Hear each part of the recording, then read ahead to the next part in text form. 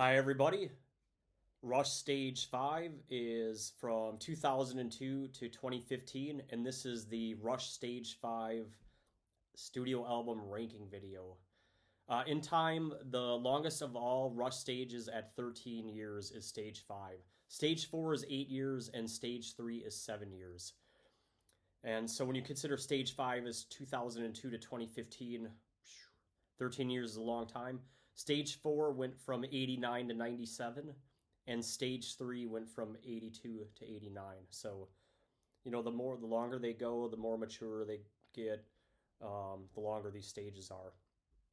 Now, for the last time, I'm going to talk about why I'm calling this Stage 5 and not just one big Stage 4. Like, a lot of people just think, oh, anything after starting with Presto is Stage 4.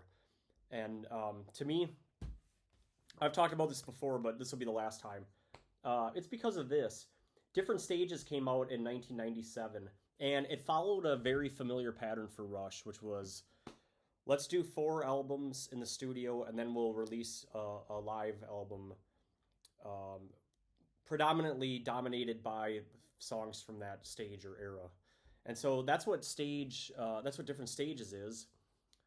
It's basically a summary of live songs from Stage 4 Rush, or what I consider to be Stage 4 Rush, which has got Test for Echo, Counterparts, Roll the Bones, and Presto. And they threw in the third disc, and I've read some comments from y'all on why they did that, and that makes sense. But they really wanted a big summation of their history, and they got it there. And it's mostly Stage 4 content. And anyway, Neil Peart was out of office. So, well, anyway, that's why. That's why I think Stage 5 is the final 3 albums. And then I'll talk about the live. So, to me, Stage 5 is Vapor Trails, released in 2002, Snakes and Arrows in 2007, and then the final Rush album is Clockwork Angels in 2012. Now, also complicating the factor here is the industry and the market had changed. So, when you get past Test for Echo, it becomes very common in the early 2000s for a band to release an album and then do a tour and then release a live album of the tour. And Rush did it, but a lot of bands did it. By the way, including Pink Floyd, which did the Division Bell in '94, and then the next year they came out with Pulse. Yes did it with The Ladder and Yes, Live the House of Yes, or whatever it's called. And Magnification and Yes Symphonic came out. But I mean, a lot of bands did that very same thing. They did. Porcupine Tree did it. Steve Wilson does it. They all do it. And so that just become common. With Rush, you have Rush in Rio, you have Snakes and Arrows Live, you have Rush 30 in 2005, and then you have Rush 40 in 2015. Um, to me, Rush 40 should be the definitive of the stage. And it's, by the way, there's nothing wrong with the others, and some of them I haven't even heard yet. I'm not sure I've heard all of Rush in Rio. I like Rush 30 a lot. I've seen a bunch of Snakes and Arrows live. They're all great. By the way, there's one called Time Machine. That's really good. But to me, R40 sort of like follows the theme of the other stages where you have the studio albums and then you have one final live album. So that's sort of how I see it. Okay. So Stage 5, let's get into it. Fewer keyboards and gimmicks overall in Stage 5. The band went back to bare bones, hard prog rock, hard rock, prog rock, metal prog metal, with only occasionally having strings, mellotrons, and keyboards sounds in these albums. What you get is a more powerful yet streamlined sound from Rush. Geddy Lee's vocals have changed from Stage 4 to Stage 5. At least that's what I've noticed. On Counterparts and Test for Echo, he has a real clean, clear, smooth singing voice. I'm talking about Geddy Lee. And starting with Vapor Trails on Stage 5, there are some effects placed on his voice. I don't know if it's a deliberate production choice because of industry trend or fad, or maybe Geddy felt less confident in his singing, so he wanted that. He wanted to doctor it up, or maybe the producers did, or perhaps a little bit of both, or something else altogether. I'm not sure what it is, but definitely these 3 albums There's something going on with Getty's voice and some post production work done to it, echo or something like that. What I can say is I've heard lots of performances where Getty's voice sounds strained, or not able to hit the higher register like in the past in the Stage 5 era. And the Rock and Roll Hall of Fame performance of 2013 comes to mind. And also, I'm not criticizing Geddy Lee. I think he's fantastic. He's terrific. We all get older and experience aging differently. People's voices change. And I think Geddy's probably had some issues with that. Geddy Lee makes my top 5 favorite vocalist lists. He might even be my favorite. I'm not. I gotta go back. I've got Geddy Lee, John Wetton, and Lane Staley from Alice in Chains. Both of those two guys are gone, by the way. Lane Staley might be my favorite. But Geddy, I really like Geddy Lee's singing, and I kind of miss hearing that. Well, anyway, let's without further ado, number 3, or my least favorite of the stage, Snakes and Arrows from 2007, produced by Rush and Nick Reskulinets. It's, by the way, a solid album. I didn't really like it at first, but it's grown on me. I think it's a pretty good album. What's different about this album? There's mellotron on the album, not a lot, but a little, and Faithless has it, and Good News First.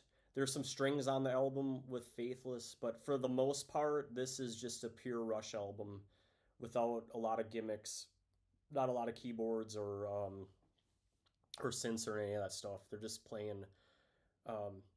They're playing it straight up. The picks from the album for me are Far Cry, Armor and Sword, Working Them Angels, and Faithless. And I've mentioned I like Malignant Narcissism. It's the best of the 3 instrumentals. I think Hope is good. Hope is really good. It's pretty much an Alex job, but it sounds cool. And overall, good album. Cool idea with the, before I brought in the album review, I had the Chutes and Ladders out and everything, but it's just cool. But it's not, for me, it's my least favorite. Okay. Snakes and Arrows. Number 2, I'll go Clockwork Angels from 2012. Also produced by Rush and Nick Reskulinets. So he did both of those albums. Released in June of 2012. Lots of strings on this one. Strings on Halo Effect, The Anarchists, The Wreckers, Brought Up to Believe, and The Garden. And this is the last Rush album, the 19th, the final one. I don't think we'll ever hear another one. For me, the picks are Caravan, BU2B, or Brought Up to Believe, Clockwork Angels, Halo Effect, I like, The Wreckers, Wish Them Well, and The Garden. I just think overall it's a little bit better album than Snakes and Arrows. Honestly, they're really close. Okay, here's what I'll say. Snakes and Arrows has the better moments. It has the better moments, but I think this album is just better from end to end. It's more consistent. And there's some sleepy stuff on side 2 of Snakes and Arrows. This one doesn't have that. This one you can just listen to and enjoy. Okay. So let's put this number 2, Clockwork Angels. And then number 1, Vapor Trails 2002, produced by Rush and Paul Northfield. Released in May 2002. This is the first album of Stage 5, but it's also the best to me. It sounds like post-grunge, but honestly, they all sound very similar to me. There's no keyboards or strings or anything on this one. And it was a deliberate attempt by the band to cut back since Hold Your Fire, just to reduce the amount of keyboards. Loud distorted guitars, really heavy. Just a really hard rock and heavy album, harder than Counterparts. And also this, this is the comeback album from the terrible tragedies that Neil Peart experienced in '97 and '98 with the passing of his wife and daughter, um, cancer for the former and car accident for the latter. But they are really, you can just tell they're really motivated, and also even though it took them a lot longer to record this album, um, they did it quicker than Clockwork Angels, which took a couple years. I mean, years really. So they took a couple years off here and then took their time, but made a really nice album. The picks for me are One Little Victory, Ceiling Unlimited. You know, really every song except The Stars Look Down. I don't like that song. I think it's weird, but it's an excellent album with the exception of that one song. Secret Touch, Earthshine, and Sweet Miracle are my top three on that one. But really, every track is solid except for The Stars Look Down. Okay. Now, Rush 40 is or R40 is the final Rush tour. They played the set in chronological order from newest to oldest, ending with Working Man. I don't actually have that CD or video, but I have it on order. I should get it this week or next week.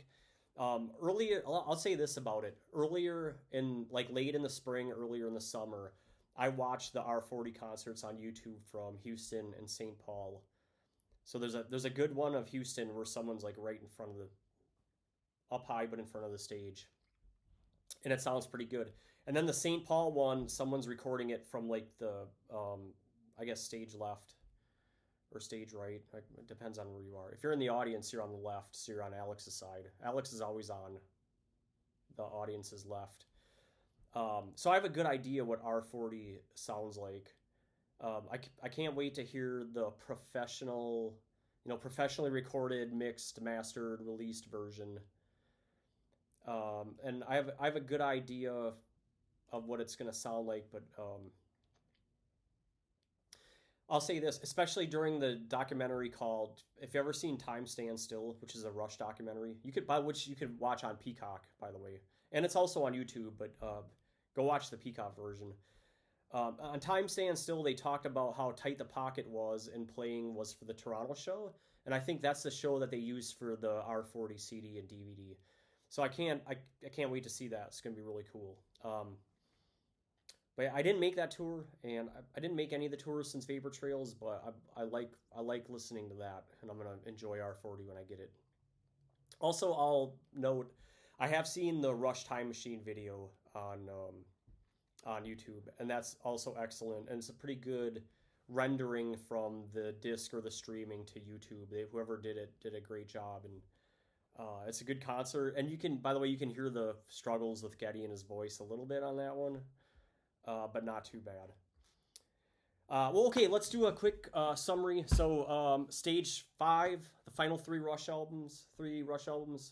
Number 3, Snakes and Arrows from 2007. And then I'll call it number 2, Clockwork Angels. And then my favorite, or number 1, is Vapor Trails. Honestly, these three are pretty close, especially Clockwork and Snakes and Arrows. Those two are pretty close. Vapor Trails I like a lot, but by the way, there's a lot of Rush albums that I really like a lot. But we'll save that for the all-time ranking. All right. Next on the channel is the later in this week will be the Led Zeppelin debut album from 1969. It's not one of my favorite albums, but I'm having a good time listening to it and writing it up, and I can't wait to bring that to you later this week. And then sometime early next week, we'll do the grand all-time Rush, all-time Coach Plowguy rankings for the studio albums. I can't wait to drop that one, so that's going to be a fun one. All right. I'm out.